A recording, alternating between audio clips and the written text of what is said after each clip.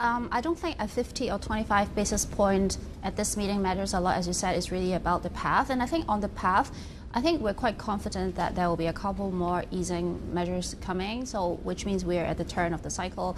We're at the start of the easing cycle, which historically is good for stocks. So at the same time, we think the soft landing is our central base case scenario.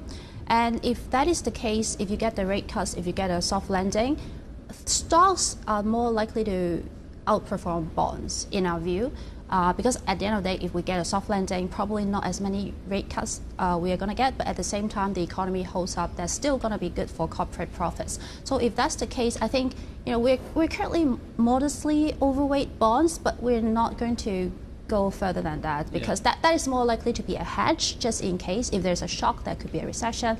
But we'll be favoring more equities. And if that's the case, I think real estate would look more interesting as well, given its high interest rate sensitivity. And gold, we like gold as well. That's interesting, because real estate, as you quite rightly say, has this enormous sensitivity. But given the scenario you just mentioned of not quite as many rate cuts as the market would like to see, obviously it's never quite as many rate cuts as the market would like to see, does that mean that real estate gains could be tempered somewhat? So I think it's all relative, right? Yeah. I think currently market is pricing in by the end of 2025, rates could go below 3 in the US. In our view, if a soft landing happens, rates could still go to, say, 3.5%. That's still a substantial reduction from the current level. And I think in that case, real estate can still do well, given especially you got the cushion from the low valuation as well. So we haven't actioned yet. We have been thinking about this position, but I think more clarity would be the position on gold. I think gold benefit from cyclical and structural tailwinds. And as I said, I think stock over bonds in that scenario. This is such a different discussion to even the one we're having a few weeks ago, because we really couldn't talk about the market without talking about technology. Now we're talking about everything else. There's been such a big rotation. Investors are looking at other areas of the market.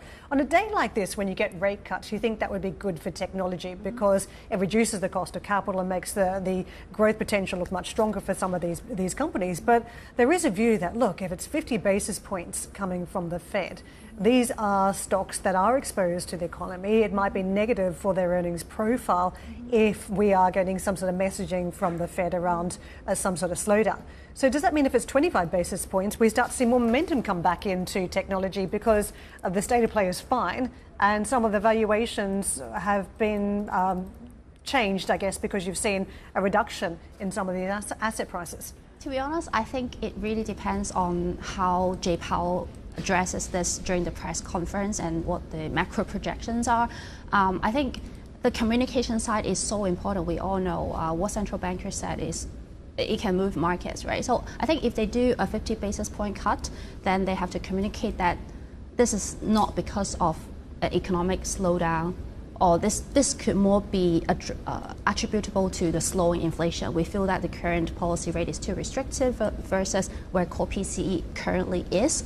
That's why we want to make that adjustment, and we have been saying that for a while. So 50 basis point cut could tackle that. And I think communicating in the sense that it's more due to inflation rather than slowing growth would be helpful. So I think he has a very tough job to do if he does 50 basis points. Yeah,